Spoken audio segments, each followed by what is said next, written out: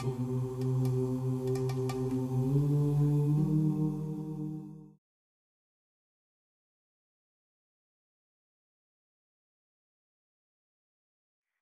Zaid, what do you think of the problem of domestic abuse in the Muslim community in America?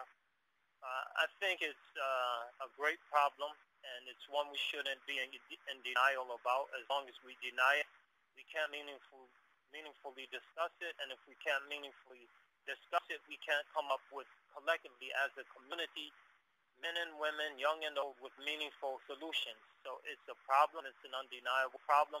It's a problem we have to discuss, and I think just one fact that indicates the importance of this problem, when a good friend of mine asked me what was the leading cause of converts leaving Islam, or people born in Muslim families leaving Islam, I offered my prospective answer, and he informed me the leading cause is the situation and treatment of women. So unless and until we address this and related issues, we're going to see people who should be in the fold of Islam leaving the fold of Islam, to say nothing of the abused women and the traumatized children and traumatized men, because domestic violence affects everybody. We have to be very aggressive in addressing this issue. Very good points.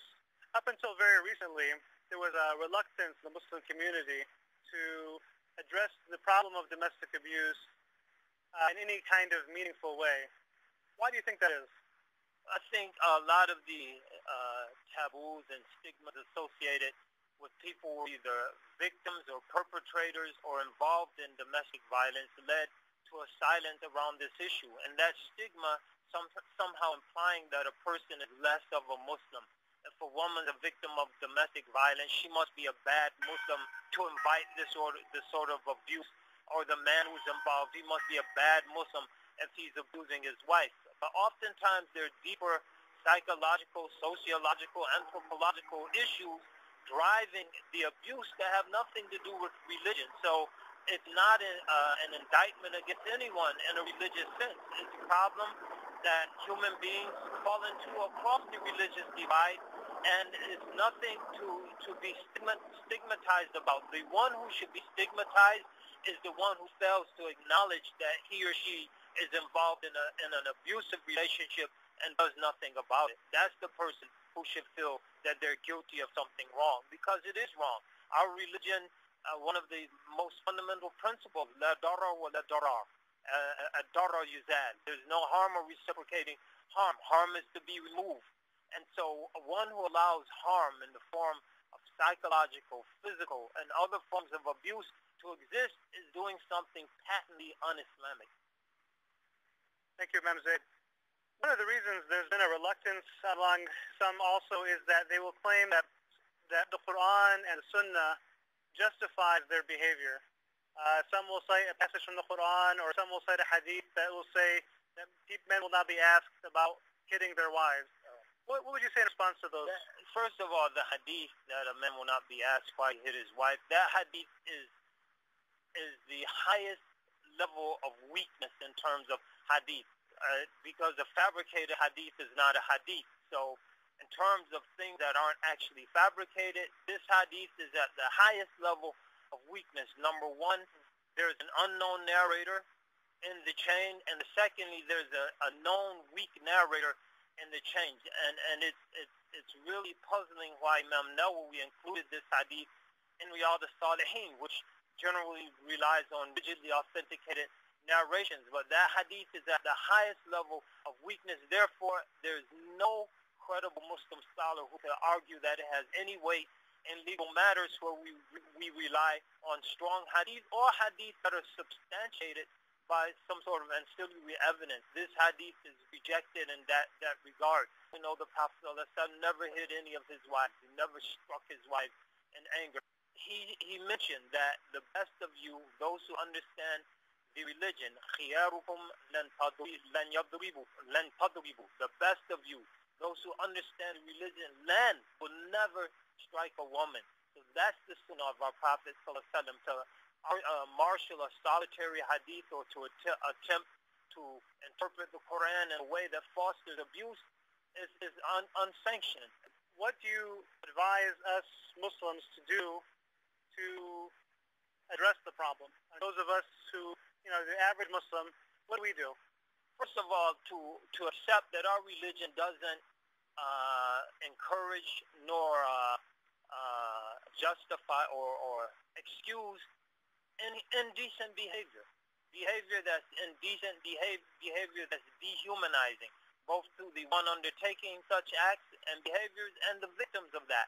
So our religion does not countenance that. So a person that finds himself or herself in an abusive situation, don't attribute that to religion. And I emphasize that to say, by attributing it to religion, it becomes an excuse not to look at the real, deeper underlying causes and issues. So, recognize, this is my problem. This is not Islam's problem. This is not something I can hide behind. So, acknowledging it, owning it, naming it as a specific problem that I have is the first step to dealing with it. So, understand this is a weakness. This is a problem that I have, and therefore I need to seek help. And there's no way I'm going to hide behind Islam to justify the continuation and to justify not dealing with this problem. Thank you, Imam Zaid. Very insightful. One last question. What can we do? What can our communities do? Often women will say, or whoever's abused will say that he or she felt intimidated or unable to utilize the resources in their own communities to address the problem, or they're unable to confront their abuser. What do you advise communities? I think, first of all, it's very important for Muslims to affiliate themselves, even in an informal way, with some sort of communal group, so that he or she is not there drifting out alone, trying to deal with their problems in isolation. Oftentimes, people find it difficult to bring this to someone in the community because there's no one they trust. So we need to have friends. Islam is a social religion. We need to have acquaintances. We need to be part of study circles. And through that context, it becomes a lot more easy for us, and we become a lot more comfortable with discussing difficult issues with someone. So we should try to be close to the community so that people can monitor us. They can sense, brother, what's wrong? There's your face. I know there's a problem. Sister, there's something on your mind. So that interaction can tell there's something's bothering my sister. Something's nagging my brother. And tease it out as opposed to always relying on people to come to us to find the ways, the mechanisms, the openings to tease out that information. If something's wrong, no, you could talk to me. Come on, let me know what's going on.